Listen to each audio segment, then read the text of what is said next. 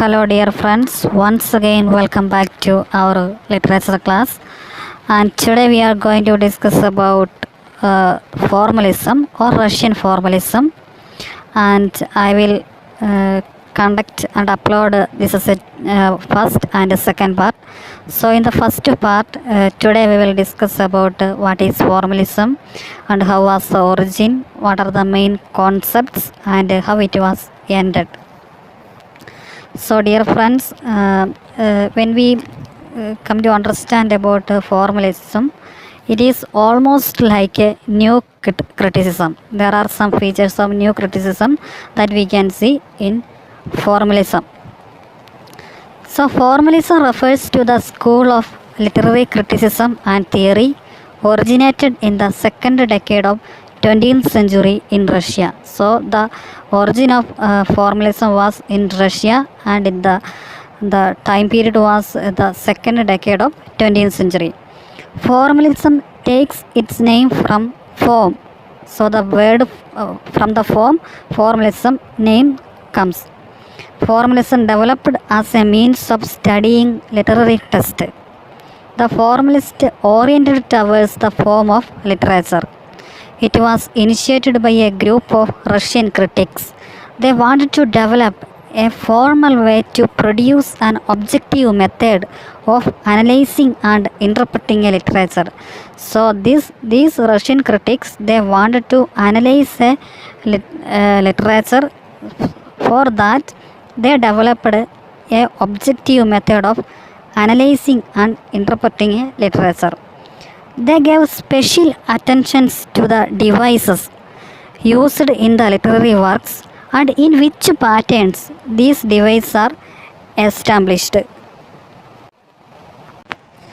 Formalism developed largely in reaction to the practice of interpreting literary texts by relating them to the external issues such as the historical circumstances and politics of the era in which the work was written. So here we have to remember that, like new critics, formalists also did not give any importance to the politics and historical circumstances of that era in which the literary work was written. The formalist did not consider the philosophical and theological environment and milieu or the experience and frame of mind of its author. So from this, it is very clear that the formalist did not consider what is the frame of mind of its author, what the author really intends, and what is the ideas and concept of the author in his mind.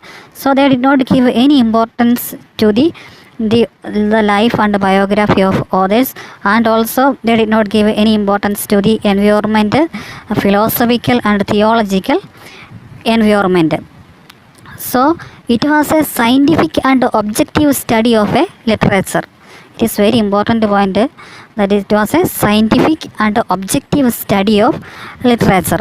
Formalists said that everyday languages are unimaginative and entirely different from the literary language. So this was the main argument of the formalist, that the everyday language is entirely different from the literary language, because in literary language there is a creativity and great imagination, but in ordinary language or in our everyday language we cannot see this kind of imaginations and creativity. Formalists rejected that prevalent socialist view of literature which emphasized on the history of the text. So they also just rejected the socialist view of literature, because here formalist gives only importance to the form and structure and the devices which are used in a literary work. So they just neglected the social view of literature. The important fact that you should remember is that T.S. Eliot called formalism as a lemon squeezer method. Actually, what is lemon squeezer method? Dear friends, if you know this lemon squeezer method, you can put in the comment section, and if you don't know, don't worry, in the next part I will include this lemon squeezer method. So when we come to the formalism, there are two types of meaning in a text.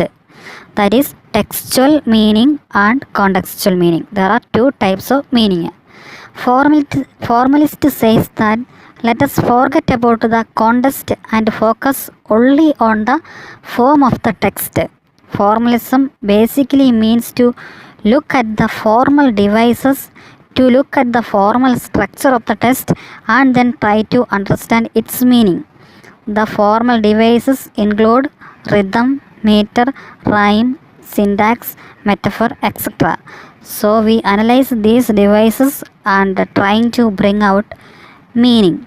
So it is very easy to understand that there are two types of meaning, textual and contextual.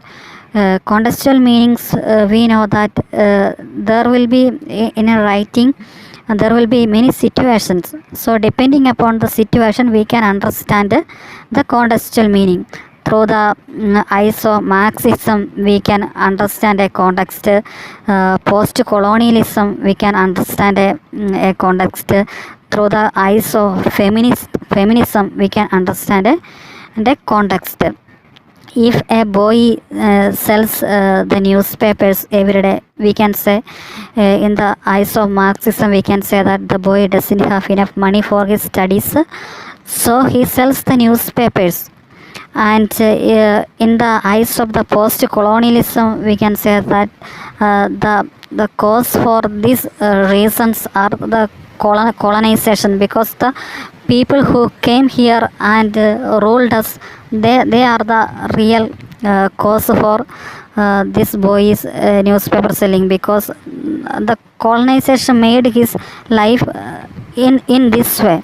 So in many ways we can give more meaning to the context, and that in that way we can produce a contextual meaning. But the textual meaning is that we read the text, we understand what is it, only on the basis of the words on that text we create a meaning. That is textual meaning. At the beginning of the 12th century, a movement emerged that revolutionized the way of analyzing art. It was in the 12th century, a movement emerged that revolutionized the way of analyzing art.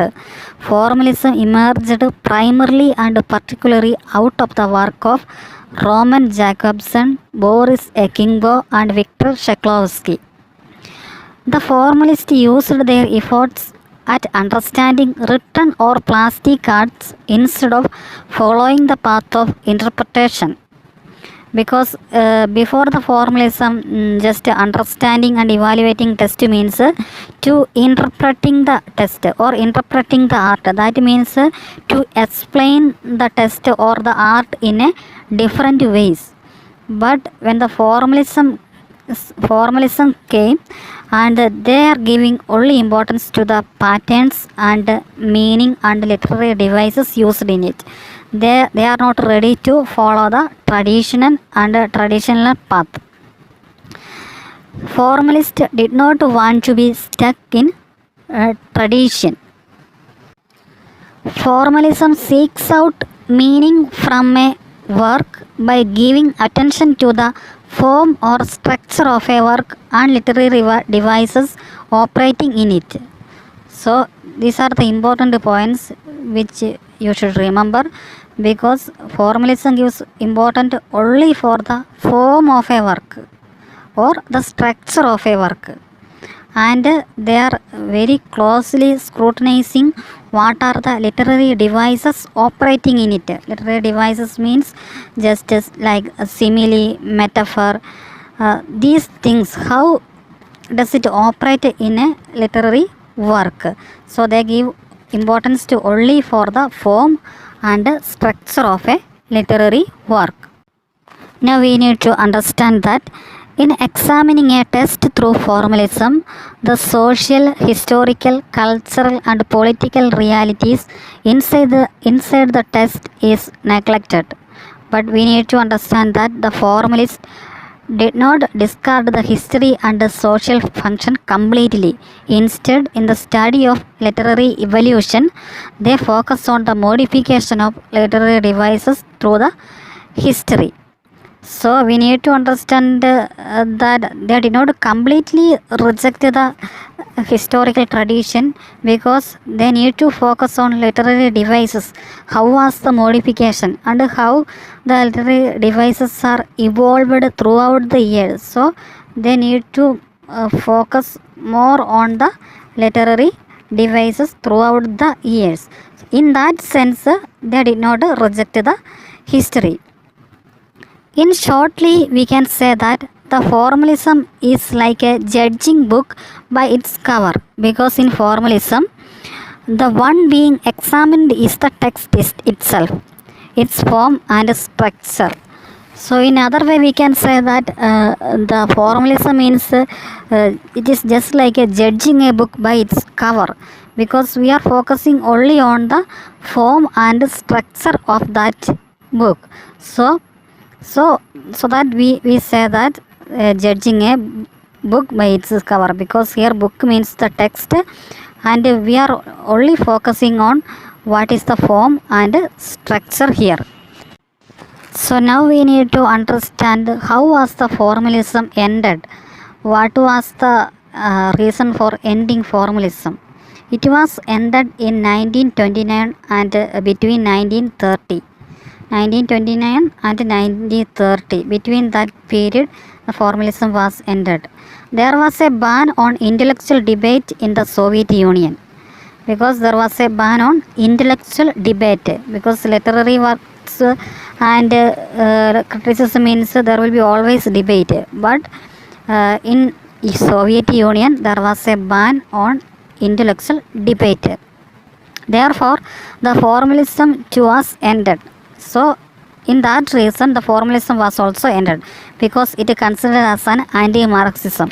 So, here you should understand a little history, because the Soviet Union was ruled by the Marxism, and Marxism was fully based on the class and class conflict, and the formalists, they did not give any importance to the class and class conflict. They focused on only on the literary text.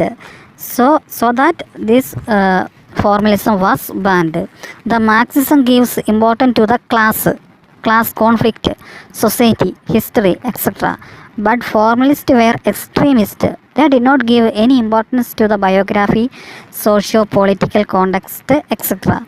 So this was the reason to end the formalism in Soviet Union. First of all, you should remember about the Marxism, and this formalism was anti-Marxism. Formalism was against Marxism. So maybe the rulers of that era, they banned this kind of intellectual debate. So dear friends, now we are going to wind up this video section, and I will put one more as the second part. In that I will discuss about the certain techniques which are used in formalism, just like defamiliarizations, estrangement, foregrounding, and these things, and also we will discuss about some of the main features of formalism. So you can wait for the second part, and if you like this video, don't forget to subscribe.